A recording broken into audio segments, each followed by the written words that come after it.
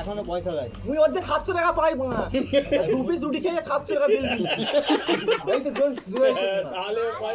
দু পিস রুটি 700 টাকা। তাহলে আমি কি করতে হবে? 2 পিস রুটি 700 টাকা তোমার মনে হয় গোপালের ধাবা রুটি 700 টাকা তিনজন মিলে খেলে তিনজন মিলে আর অন্য কিছু? বলবো অন্য কিছু আর একটা মদ ছিল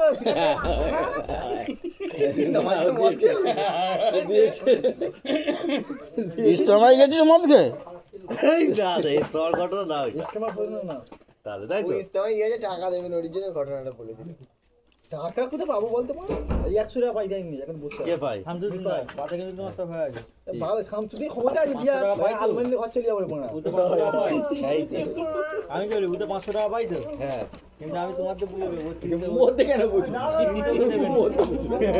কোনো মানে হয় পকেট এর পর থেকে এই আরো সুযোগ দে আমার কাছে হ্যাঁ 30,000 20,000 দিয়ে যাই ওই না মুই এবার থেকে লোক কিছু কথা যারা বলতে হয় শামসুদ্দিন আছে তোমার পকেটে পড়ে গেছে 20,000 টাকা মুই তো মুই মোর হাতে রাখিনি ফারুককে দিয়ে দিই খরচা করতে নাই বয়